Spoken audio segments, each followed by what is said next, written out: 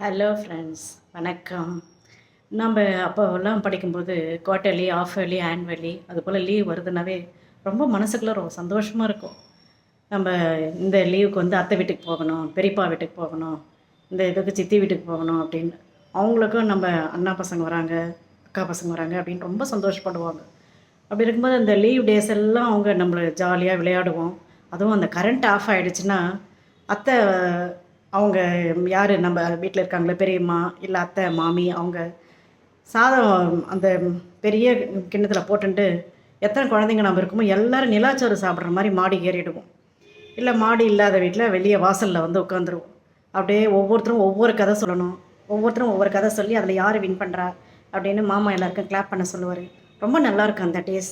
அதே போல் இப்போ வந்து நம்மளுடைய குழந்தைங்கள அந்த லீவு வரும்போது அவங்க கூட சக வயசோடு இருக்க அந்த குழந்தைங்களோட விளையாடினா அவங்களுக்குள்ளே அந்த பேலன்ஸ் பண்ணுறது, சண்டை வரும்போது அதை எப்படி நம்ம சமாதானப்படுத்துறது, அவங்களுக்குள்ளே எப்படி அட்ஜஸ்ட் பண்ணிட்டு போகிறது, அந்த அந்த மனப்பான்மையெல்லாம் வளரும்.